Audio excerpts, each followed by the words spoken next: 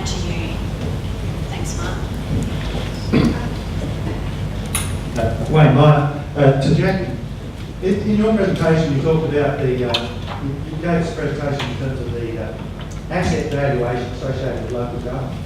Just a question for you, and maybe it's for Adam. How long before local government will be including in their asset valuation a valuation of their natural assets, those things that they depend on, for things like tourism and natural amenity, which at the moment, just if it's not local government, who's doing it? That's a very good question, and it's a very difficult one to answer. There's been quite a lot of research done that trying to place a economic value on the natural resources, as I'm sure you're well aware. And there has been quite a bit of work done with beaches, in fact, where we can assess, the value of a particular beach to a community with respect to tourism, returns, and those sorts of things.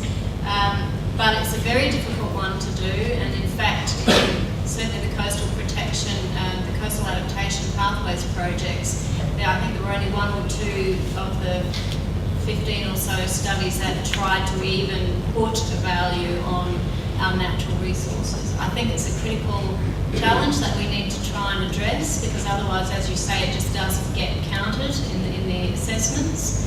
It's also a very difficult one to do, and it has a lot to do with people's intrinsic values, whether they actually like going to the beach or walking in a forest, or whether they really couldn't care less.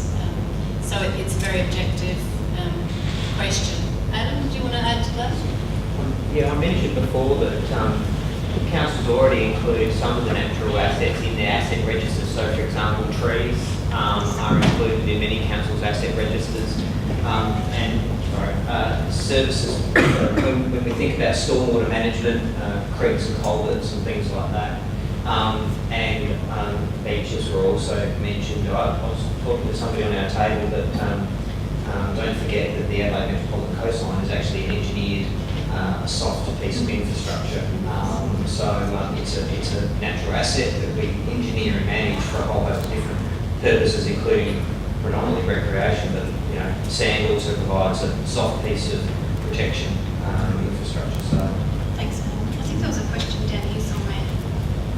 Behind you. Oh, behind you, Sarah. Hello. This is Monica Litchfield from the Department of Health.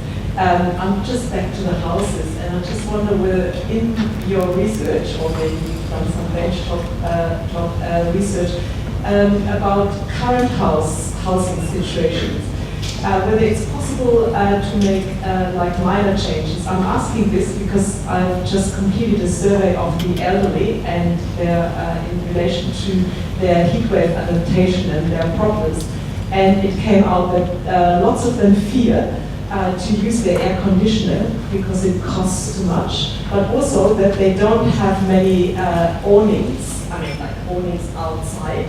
Now, Canadian research suggests that awnings may sort of reduce the heat in the house. And I just wonder whether it's possible to do some research of actually changing something at current houses, maybe in the elderly population, and then see what impact that has.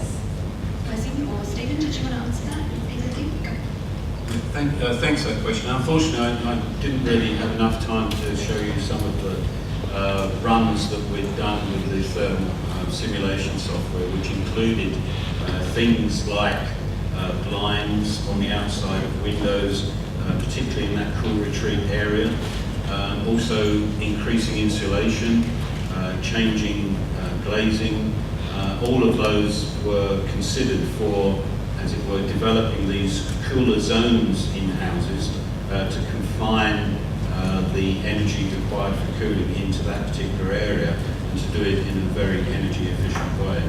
I think actually, in answering your question, I'd also like to pick up with something that Wasim said earlier, and that is that energy efficient houses, in actual fact, they may be energy efficient because they use passive heating principles, that is lots of glazing for the winter.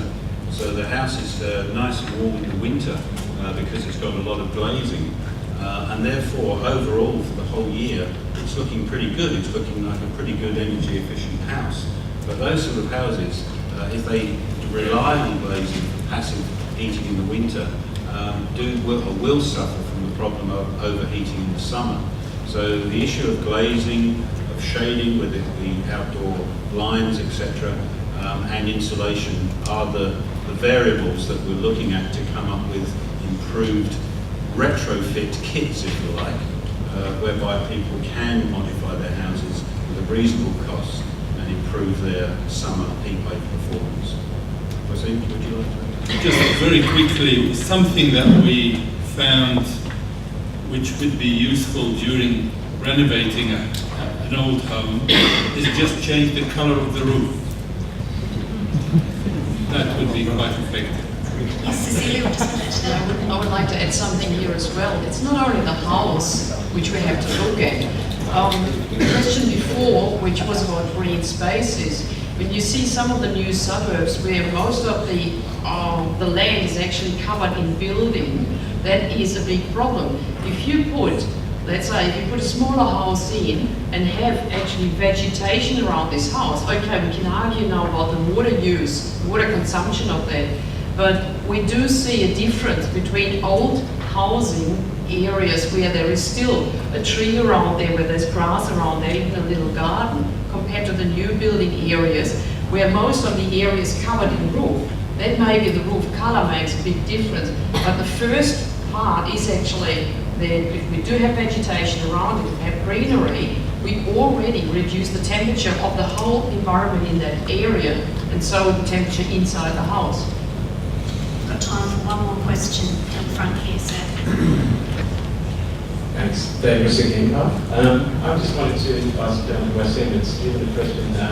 One of the things about adapting to heat and one of the challenges we face are other aspects of climate change, like flooding, bushfires and so on. So we've got to take the results of projects such as yours and integrate it with projects around flooding and bushfires to get the optimal sort of design that we probably need. And I wonder if you sort of considered that moving forward.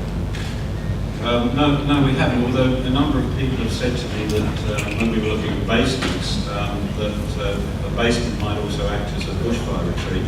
Although we haven't developed that possibility.